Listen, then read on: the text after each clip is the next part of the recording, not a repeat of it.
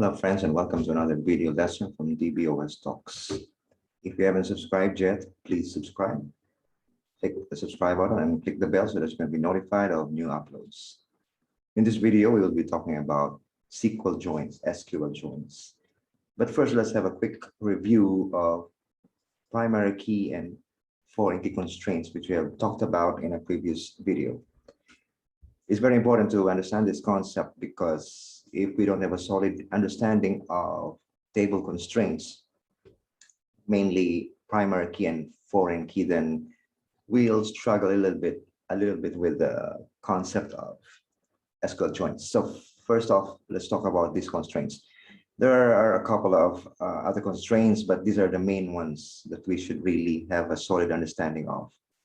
First, bear in mind that all tables ideally must have a primary key constraint, and a primary key constraint can be defined on one or more columns of the table, and its main purpose is really to ensure that a row or a record is unique. If you look here, each record here is supposed to be unique because having duplications in data is bad data. It is called dirty data, unreliable data. So that's it. The primary key constraint is defined on either one column, one or more columns, but the main purpose is to ensure the uniqueness of a row of data. And then a foreign key is defined on one or more columns, but it is related to the primary key constraint of another table. If we will look at this, let me go to the ERD, this diagram over here. So here we have two tables, invoice and customer. In this table, invoice table, the primary key constraint is defined on the column called invoice ID, which I am pointing at now. On the other table, customer, there is a customer. Okay, let me grab my Excel.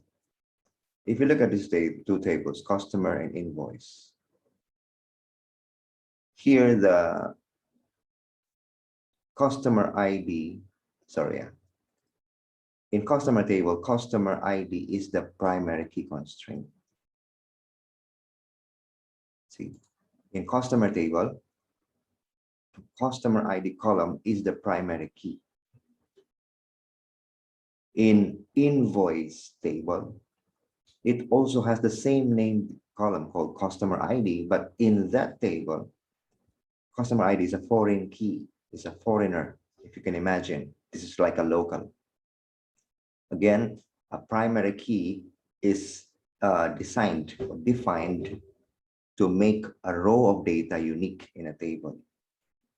If that primary key column is referred by another table, which is in this case, invoice table, that column is called a foreign key.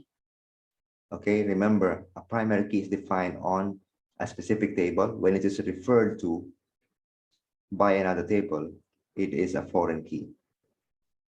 You notice here in this customer table, where the customer ID is a primary key, there is only one record with customer ID equals 3. It's unique. But in invoice table, where customer ID is just a foreign key, not a primary key, then you can see many occurrences of customer ID equals 3. There can be one, but there can be many because it's not a primary key. Okay, I hope you have that understanding of between primary key and foreign key. Okay, let's get on with it. So again, if we will just query everything in customer table, you will see here the primary key again is the customer ID. And if you scroll down, you will see that each customer ID column is unique. 1, 2, 3, 4, 5, 6, 7, 8. It's not repeated, it's not duplicated at all, because that's the purpose of a primary key. Now let's look at the, again, let's focus only on the customer ID column. without any distractions. So you can see that the values of customer ID are all unique. Okay, that's the primary key. Now looking quickly at the customer ID being a foreign key and residing in a different table, invoice table, you will notice that, okay, so I'm throwing the question here actually. Querying the customer ID column from invoice table where customer ID is just a foreign key. What do we notice about the FK values? You will notice, okay, let's see, let's zoom in on customer ID equals 3. If we see here again, you will notice that in a table where customer ID is only a foreign key, the value of that foreign key, which is customer ID, can be duplicated, just as what you're seeing here. Duplicates of 1, duplicates of 2, etc.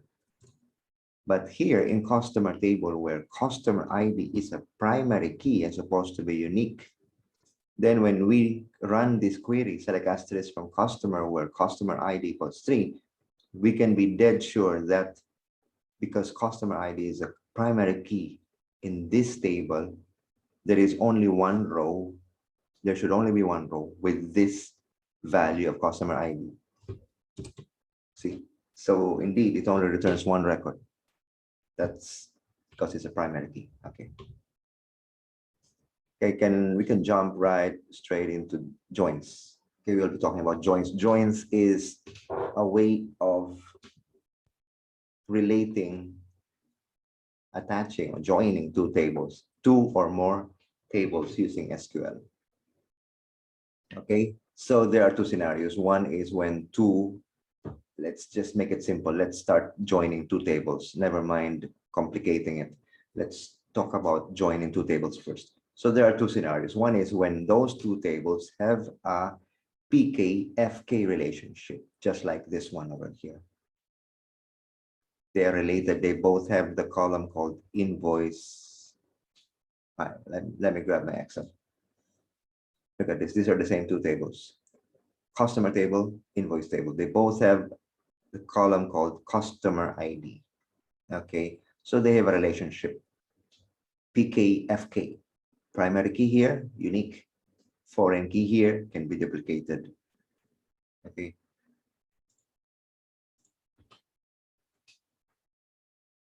So one scenario is when you're joining two tables that have a relationship, primary key, foreign key. And another scenario is when those two tables have no relationship like this one. Okay, let's take a look. The first join we're gonna look at is called the inner join, which is the most ideal of all the kinds of joins used in SQL. Okay, so select count, we're selecting the number of rows. Select count asterisk from customer A. This A here is just an alias, like a nickname for this table. Okay. So the select, the complete SQL is this. Select count asterisk from customer table, inner join invoice B on A.customer ID equals B. Okay, what we are saying here is we're trying to join two tables. Customer table to be joined with invoice table using inner join. Now, when you talk about inner join, that means we are, let me grab my, okay.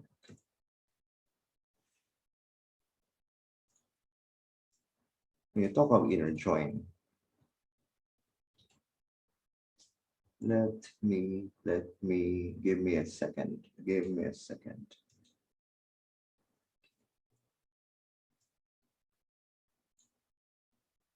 Okay, here we go.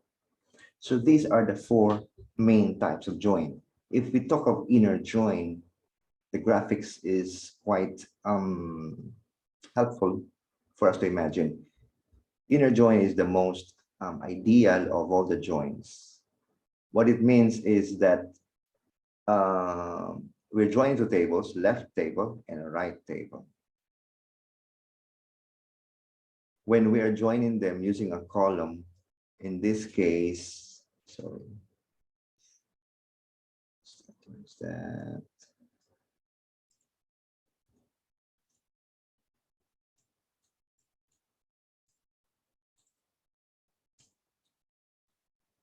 When we're joining, let's say, customer table and invoice table, and then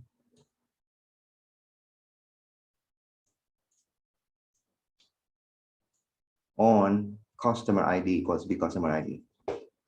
When the SQL finds matching records between these two tables based on the values of customer ID, then only those records are displayed. That's the meaning of the blue overlap. That's the inner join. Again, when you're trying to join two tables, in this case, customer table and invoice table, on, this is a column name, customer ID, customer ID. So you're trying to get the data from both tables wherein the customer IDs match between the two tables, then it displays that. That is called inner join. Left join is when you're trying to join two tables, and apart from those that are already having matching column value, in this case customer ID, you're also including all the rest of the records of the left table. The right join is something like the left join.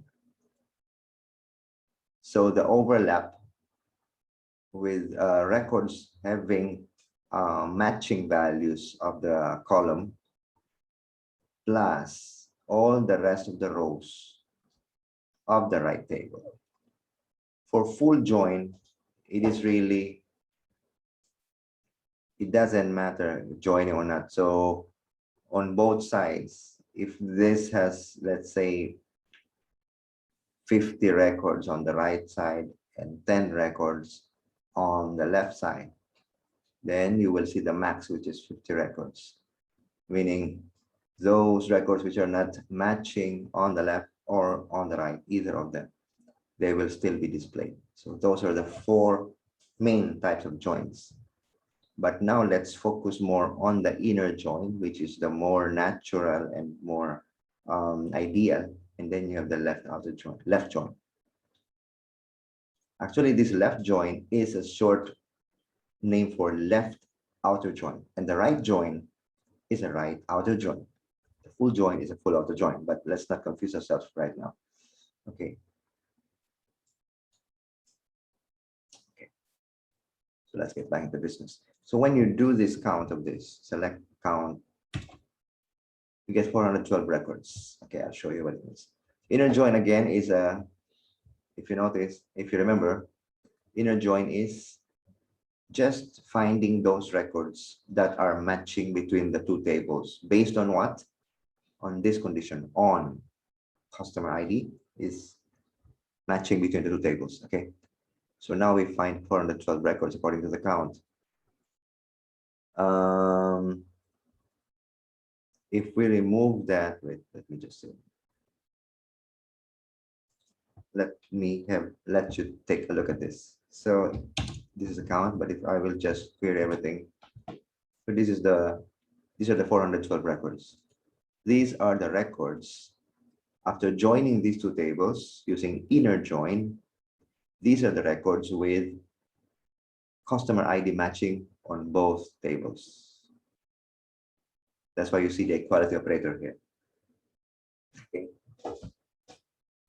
This is inner join. Trying to join data in two or more tables, in this case, two tables, based on this condition that you specified. Matching values of customer ID. This customer ID exists on both tables. That's the meaning of that. So with that, 412 records are found. Inner join. Left join, again, I'll bring back the image left join is like this. Besides those that are found to be matching between the two tables, the rest of the records of the left table are also being displayed. Okay, so let's do a left join. First, let's do a count. Remember that when we did an inner join, we had 412 records. Now let's look at the left join. Select count from customer, left join, invoice B, Okay, if you notice, the count is the same, 412. Left join, 412 records. Inner join, 412. By right, supposed to be the inner join should have less records than the left join. But here, we're getting the same count of records because these two tables happen to have a PK-FK relationship, primary key, foreign key relationship. I'll bring back my Excel. That means these two tables, I'm not showing everything here. I'm just showing the records with customer ID equals 3. So I have the green highlight. I'm showing here that in the table where customer ID is the primary key, which is the customer table, there can only be one record having a customer ID of 3. That's because it's a primary key, must be unique in that row, in that table. Whereas in the invoice table where customer ID is just a foreign key column or foreign key constraint, customer ID having a value of 3 can be duplicated. Okay, sometimes you say that you will hear that these two tables have a one-to-many relationship. One here, one occurrence here can have many occurrences in the other table. Okay. Now we already done this. Let's say that 412 records. Now the second scenario is to join two tables with no PK-FK relationship, no primary key, foreign key relationship. In this case, we'll be looking at two tables called customer and employee. Now let's look at the count. In the earlier example, we saw that the count for the inner join and the left join is the same, were the same.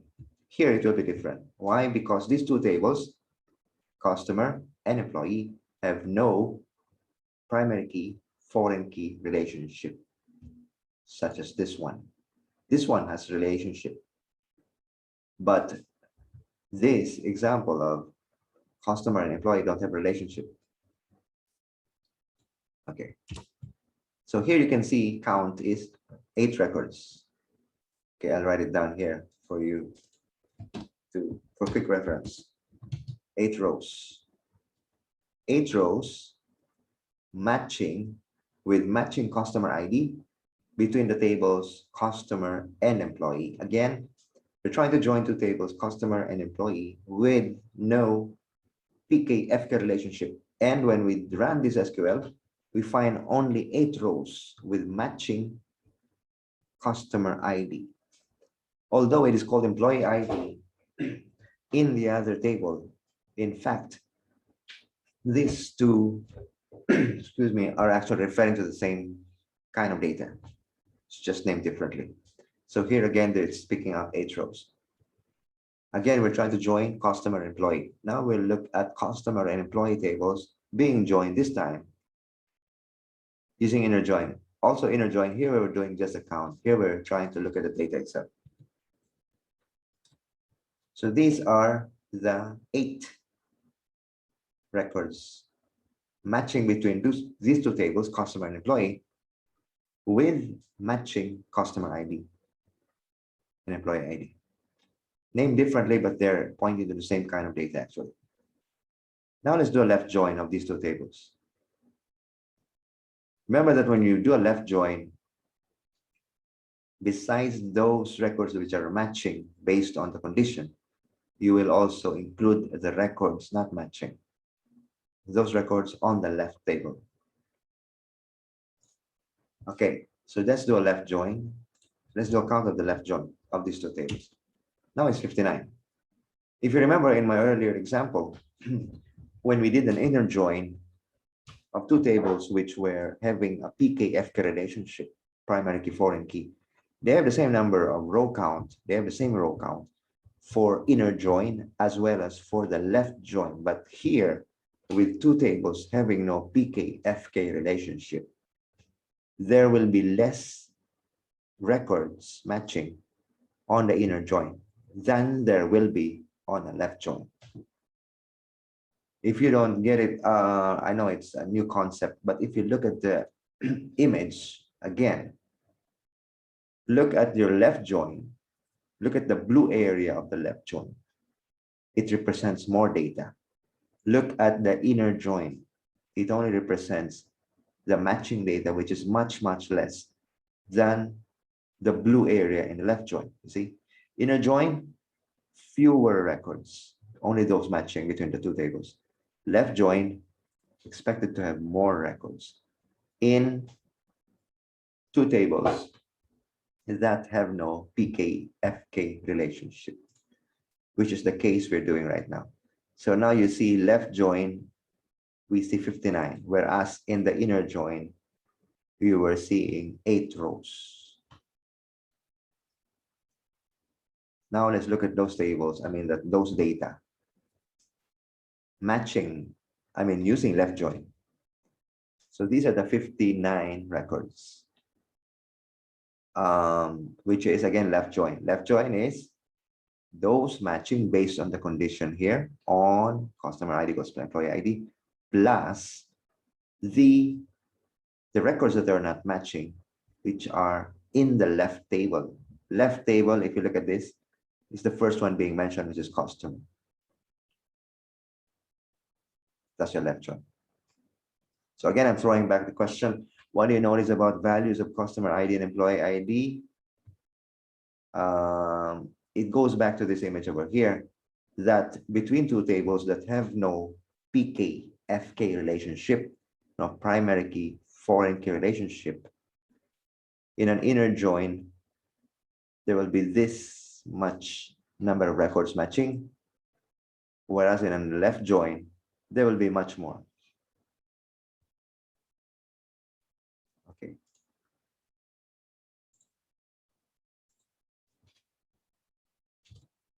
$59. Okay. Unfortunately, in this, we're using a tool called dbeaver, which we have used for quite a while, since the beginning of the tutorial. But unfortunately, this freeware tool doesn't support the other two joins that are in this image over here. They don't support right join, and they don't support full join, but it's okay. There's a lot of resources out there that can explain this better, but just understand the concept. In an inner join, when you try to join two or more tables, you want to display only those records that have a matching column ID or column value. In the left join, besides the matching ones, you include all the rest of the records of the left table. And once you understand the left join, you will naturally understand the right join. Full join is just joining those two tables together, and whichever of the two tables has the more records, if it is 100 or 1000, then the SQL will return all 1000 records, even though some have unmatching or non-matching values in the column. The column is here on. So just have a comfort level of understanding the syntax of this kind of join. So when you do the join, let's look at this. It is, you select, and then you do some aliasing. Aliasing is this, A dot, B dot. Alias is like a nickname for a table. So from customer, this is a table name, that's the alias. Left join, table name, that's the alias. and then on this column equals this column, meaning you mainly want to query records with matching values of these columns within those two tables. But since it's a left join, you also want to include the non-matching columns, rows, in the left table, which is customer table. Okay, so there you go there. We talked about joins, and again, it is good to have, you can go through my previous video and have a go through a rerun of the constraints. It's good to understand the constraints first before jumping into the joins. So primary key is a constraint or a limitation, a rule defined on one or more columns meant to ensure uniqueness of a row of data. When that column is referred to by some other table, that in that table, that column is called a foreign key. It's a foreign key constraint. And again, if you go back to this one, this is a classic example where in this first table, customer, the column called customer ID is a primary key, so it's a unique one. But as in the table where it is defined as a primary key, it can be duplicated. Okay, so there you go. We've talked about joins. There are four main types of joins, and I hope